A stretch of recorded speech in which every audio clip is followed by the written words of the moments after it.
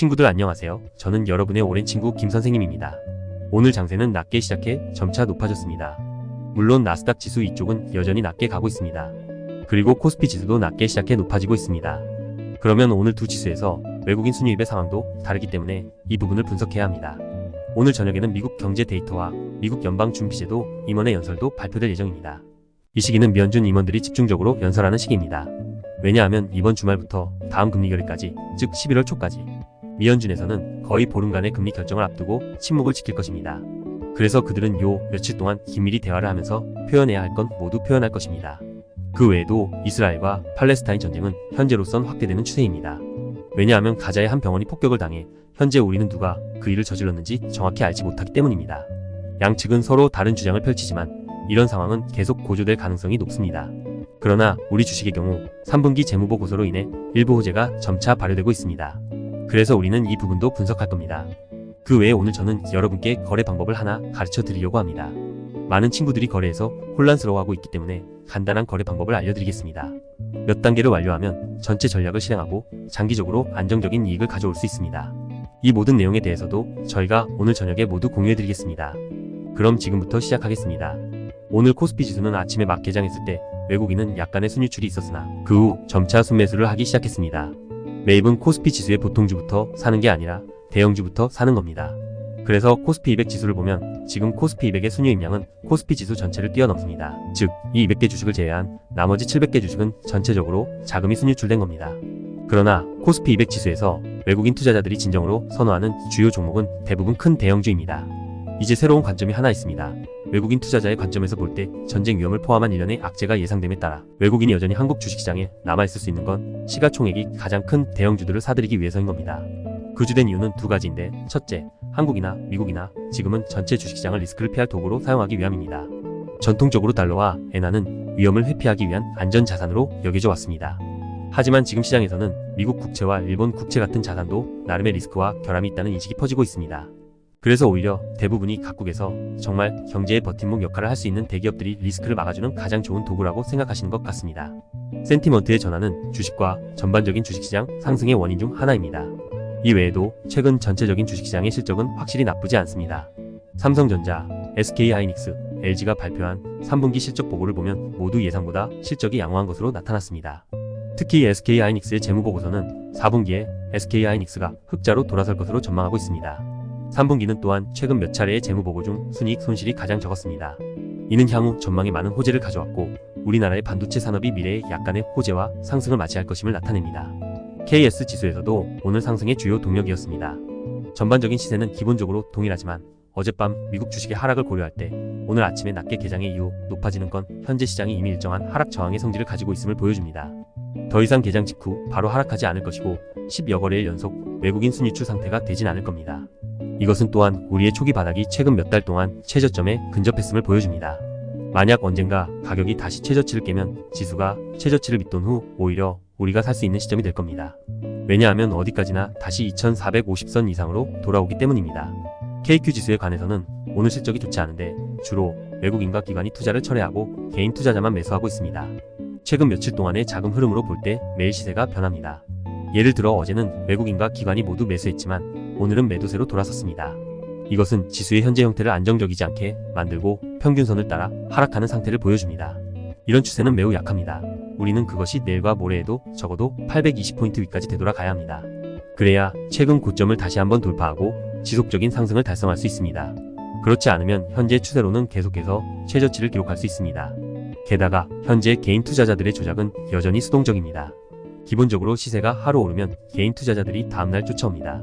시세가 하루 하락하면 개인 투자자들은 그 다음날 팔 것입니다.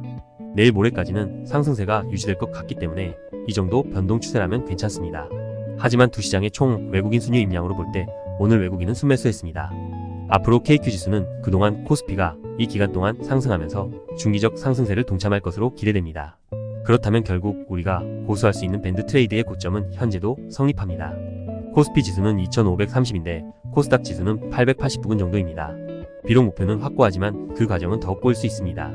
코스닥 지수가 내일 모레 시세가 확실히 자리 잡기 전에 우리는 다음 거래 기회를 신중하게 보아야 하기 때문입니다. 펀더멘털 측면에서 지금 주목해야 할 주요 사건은 다음과 같습니다. 첫 번째는 내일 오전 10시에 우리나라 금리 결의가 발표됩니다. 내일 개장하는 시세에 큰 영향을 미치지 않을 것이며 특히 현재 시장의 예상 이율은 변하지 않을 것입니다. 그리고 오늘 저녁부터 내일 아침까지 미국에서 발표된 건축 허가 데이터가 있을 것입니다. 이것의 이전 가치는 154만 가구로 예상 가치는 145만 가구이며 이전 가치를 밑돌기 때문에 이론적으로는 호재가 있습니다. 그 후 미연준 임원들이 연설을 할 것입니다. 주로 새벽일 것이고 그 중에서도 가장 중요한 것은 윌리엄스 뉴욕 연준 의장입니다. 그는 미연준의 탑 3 중 하나입니다.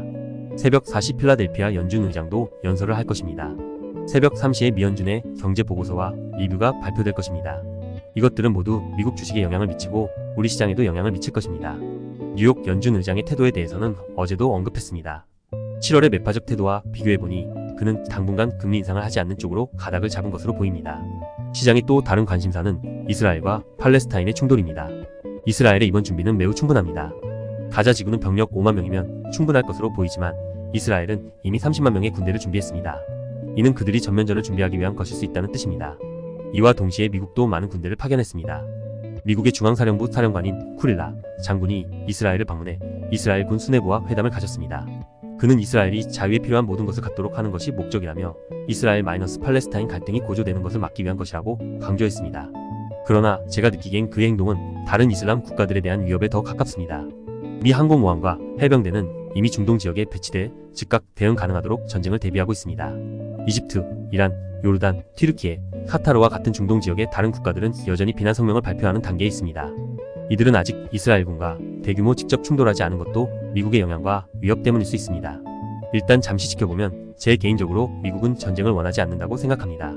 그러나 미국은 이스라엘이 단기적인 전략적 목표를 달성할 수 있도록 충분한 지원을 제공할 것입니다.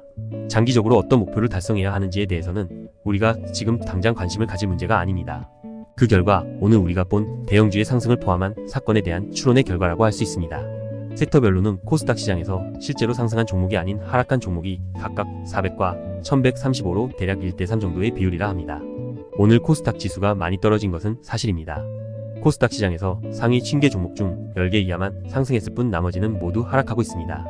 이와 동시에 많은 소형주가 상승했습니다. 이는 개인 투자자들이 주식을 사들일 때 주로 중소형 시가총액을 가진 주식, 특히 시가총액이 낮은 주식을 사들였기 때문입니다. 그래서 오전 시간에는 아주 작은 시가총액을 가진 종목들이 움직이지 않거나 약간 오르는 가벼운 상승세를 유지했습니다. 그러나 이 시장에서 전체 주식시장, 즉 시가총액이 상위권인 주식들은 더 심하게 떨어졌습니다. 이 주식들은 모두 9월 이전에는 시장에서 가장 열렬한 관심을 받는 주식이었지만 지금은 외국인도 사지 않고 개인 투자자도 사지 않는 한물간 주식이 됐습니다. 물론 센티먼트는 항상 단기적입니다. 이러한 주식 중 일부는 이미 비교적 큰 폭으로 하락했으며 이때 이 주식도 우리가 단기적인 저가 매수를 할 목표가 될 수 있습니다. 최근에 많은 친구 중 한 명이 질문을 했었는데 바로 우리가 최근에 산 주식이 비교적 많은 것 같은데 팔린 주식은 그다지 많지 않은 이유가 무엇인지 물었습니다. 이것은 우리의 전체 주식시장 환경을 결합해 결정됩니다. 왜냐하면 우리는 현재의 전반적인 주식시장은 바닥을 쌓이고 있는 단계가 아니라는 것을 알 수 있기 때문입니다. 아직 진정으로 상승하지 않았고 우리가 보고 싶은 밴드 트레이드는 아직 실현되지 않았습니다. 그러면 시장 센티먼트는 이러한 준비를 한 후에 반드시 점진적으로 상승 추세를 보일 것입니다. 하지만 이 횡보장이 요동치는 타이밍도 꽤 걸렸고 가격도 이미 이 부근에서 2주 동안 흔들렸습니다. 그래서 이런 상황에서 많은 분들은 우리가 계속 약세장 속에 있는 것 같아 초조하실 수 있습니다. 그러나 과거 추세를 종합해보면 시세의 하락은 대부분 며칠에 불과하고 시세의 상승도 대체로 며칠에 불과했습니다. 추세가 일단 확립되면 상향 돌파 속도는 매우 빠를 겁니다. 며칠 안에 주요 밴드 트레이드가 완성되고 다음으로 횡보장이 요동칠 겁니다. 이 기간 동안 시장은 다음 추세와 센티먼트를 조성할 것입니다. 직전 거래일 연속 하락 이후 주식시장은 현재 구간에서 이미 공감대를 형성했습니다. 시장은 현재 가격을 받아들일 수 있다고 생각합니다. 앞으로 계속 상승할지는 여러 요소를 결합하여 판단해야 합니다. 제 경험에 따르면 시장은 결국 상승할 것입니다.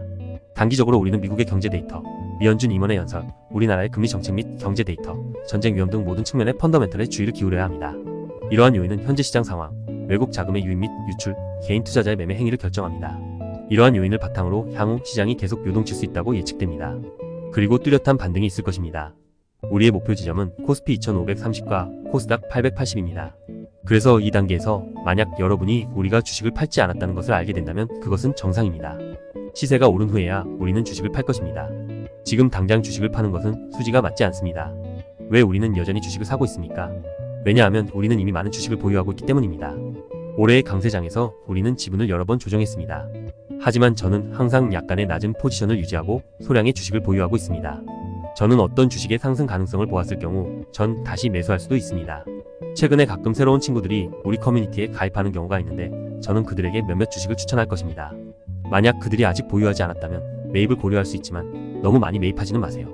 저는 이 주식들의 추세가 여전히 안정적이고 상승 잠재력이 있다고 생각하기 때문에 여전히 일정한 낮은 포지션을 유지하고 있습니다. 여러분 모두 지난 10년 동안 코스닥 지수가 비교적 좋은 성적을 거뒀다는 것을 알아야 합니다.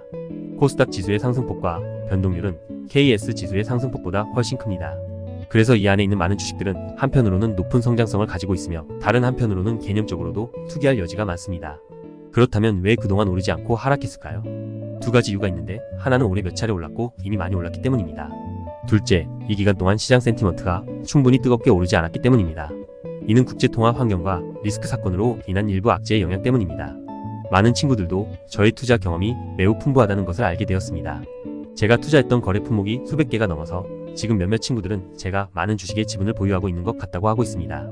왜냐하면 제가 팔 때도 다 팔지 않고 저의 민감성을 조금 유지해서 추세가 크게 바뀌지는 않는지 지켜보도록 하겠습니다. 그러면 다음 시세에 좋은 기회가 있을 때 제가 계속 가입을 할 수 있습니다. 사실 저는 여러분이 자금이 충분하다면 이런 습관을 유지하는 것도 고려해 볼 수 있다고 생각합니다. 만약 여러분의 자금이 적다면 여러분은 그럼 두세 개의 주식을 사서 적절한 시기에 팔면 됩니다. 지금 주식을 파는 것은 확실히 수지가 맞지 않습니다. 만약 여러분이 10월 이전, 심지어 9월 이전에 산 주식이라면 당신이 팔려고 해도 다음 시세 상승이 끝날 때까지 기다렸다가 팔아야지 지금 이 위치에서 파는 것은 아닙니다. 이것은 제가 어제 여러분에게 말한 것 중 가장 수지가 맞지 않는 일입니다. 저는 20년 동안 투자해왔고 이런 약세 장세도 많이 봤으며 많은 투자자들이 서로 다른 장세에서 서로 다른 선택을 하는 것도 많이 봤습니다. 강세장의 모든 사람들은 자신이 기술이 가장 뛰어나다고 생각하지만 실제로는 계속해서 단기적으로 투기하고 이익을 내면 팔고 이익을 내면 다시 팔아버리곤 하는데 사실 얼마 벌지는 못합니다. 하지만 약세장이 묶여 최저점에서 참지 못하고 주식을 팔았다면 이것이 바로 제가 항상 여러분에게 도움을 주고 싶었던 부분인 겁니다. 우리가 또 다른 습관을 길러야 하는데 바로 강세장에서 이윤을 최대한 많이 먹는 것입니다. 그러나 약세장에서는 주식을 처음부터 팔아버리거나 그렇지 않으면 계속 보유해야 합니다. 만약 중간에 못 참겠다 싶으면 어제 저희가 공부한 방식대로 지분을 줄여서 먼저 14에서 12를 줄인 다음에 어떤 상황인지 보고 지분을 계속 줄여야 하는지 아닌지를 다시 계획을 세워야 합니다. 당신은 시세를 우리가 정확하게 예측할 수 없는 경우가 대부분이라는 것을 알아야 합니다. 왜냐하면 우리가 매입하는 시기는 우리가 시세의 신호가 적절하다고 판단될 때입니다. 그러나 많은 경우 지분을 보유하고 있지만 적절한 시기를 찾지 못하여 현재 시세가 좋은지 나쁜지 판단하지 못할 수 있습니다. 그래서 여러분은 막막할 때 어떻게 합니까? 만약 여러분이 스트레스를 견딜 수 없다면 지분을 일부 줄일 수 있습니다. 단 다 팔지는 마세요. 거래 계획을 설정하고 어떤 상황에서 다시 지분을 줄일지 고려해야 합니다. 이렇게 하면 당신의 조작은 항상 통제하에 있게 되고 감정적이지 않게 됩니다. 저는 특히 여러분이 이 약세장에서 이윤을 유지할 수 있기를 바랍니다. 현재 단계는 바닥에서 일정 시간 동안 요동칠 수 있습니다. 그 기간은 길거나 짧을 수 있습니다. 내일 당장 오를 수도 있고 앞으로 몇 주 동안 현상 유지가 될 수도 있는 겁니다. 이럴 때 우리는 어떻게 해야 할까요? 인내심을 가지세요. 정서적 안정을 취하세요. 펀더멘털 점검이 필요할 때 점검하고 자금 흐름에 주의를 기울여야 할 때 관심을 기울이고 섹터의 등락을 봐야 할 때 보면 됩니다. 이렇게 하면 큰 손실을 피할 수 있습니다. 어려움에 직면했을 때 당신은 이것이 단지 경제 주기의 한 단계일 뿐 별일 아니라는 것을 알게 될 것입니다. 우리가 의사결정을 경솔하게 하지 않는 한 결국 수익을 얻을 수 있습니다. 제가 이전에 산 많은 주식 중 일부는 이미 2년 동안 보유하고 있습니다. 지난 2년 동안 저는 많은 등락을 겪었지만 저는 줄곧 굳건히 지켜왔습니다. 어떤 주식이 중기와 단기의 기회가 온 것을 봤을 경우 저는 새로 가입한 친구들에게 말할 것입니다. 이것은 매우 정상적인 겁니다. 만약 당신의 자금량에 제한이 있다면 모든 주식을 조작할 필요는 없습니다. 하지만 저는 제가 가지고 있는 주식을 계속 추적하긴 할 것입니다. 저는 하루에 1618시간씩 장세를 주시하며 주식시장 안팎의 모든 정보를 지속적으로 입수하고 분석합니다. 그러니 투자자 여러분 모두 걱정하지 마세요. 제가 사들인 주식에 대해선 전 끝까지 관심을 가지고 지켜봅니다. 앞으로 매도할 준비를 하는 주식은 제가 단체방에 알려드리겠습니다. 하지만 저도 며칠 동안 그것에 대해 언급하지 않을 수도 있습니다. 왜냐하면 매일 여러분에게 똑같은 행동을 반복하게 할 필요는 없으니까요. 동의하시죠? 그럼 그 외에 오늘 섹터에서는 해운, 보험, 건설, 공공사업, 증권회사, 피철 금속, 석유 및 천연가스, 항공 및 국방이 비교적 좋은 실적을 보였습니다. 지금 보니 앞서 언급한 것들은 모두 전통 산업에서 장기적으로 안정적인 섹터들입니다. 그러나 바이오 기술, 제약 및 엔터테인먼트 산업과 같은 분야의 경우 오늘 실적이 하락했습니다. 이것은 또 다른 측면에서 시장 자금이 현재 위험 회피 자산을 찾고 있다는 우리의 견해를 확인시켜줍니다. 고배당 주식은 최근 몇 달 동안 비교적 좋은 성과를 거뒀으며 이는 방어적인 종목이기도 합니다. 이와 관련된 ETF도 있습니다. 저는 여러분께 직접 사는 것보다 이 추세 형태를 관찰하라고 건의하고 싶습니다. 왜냐하면 저희는 대자본이 아니어서 주식을 매수하나 채권을 매수하나 큰 차이가 없기 때문입니다. 다음으로 우리는 거래 전략을 하나 배우는데 이것은 우리의 일출 동반 거래 전략의 일부이기도 합니다. 우리는 이전에 주식의 가격 책정 공식을 분석한 적이 있습니다. 주식 가격, 기초가치, 장기성장, 정서주기. 이 중 정서주기에 따라 주가가 오르는 종목의 특징은 다음과 같습니다. 즉, 센티먼트의 폭발이 전체 시세로 이어져 사상 최고치를 돌파했을 경우 이런 상황에서 우리는 그대로 따라 들어가 보유 관찰 기간과 손실 방지 지점을 설정하면 됩니다. 지분 유지 관찰 기간은 바로 우리가 어제 배운 내용인데요. 주식을 한 개 가지고 있다가 얼마 안에 안 오르면 팔 수 있도록 설정해놨습니다. 보통 파격적인 형태의 거래 신호에서 사용됩니다. 기초가치에 따라 매입할 수 있는 주식의 형태는 보통 다음과 같습니다.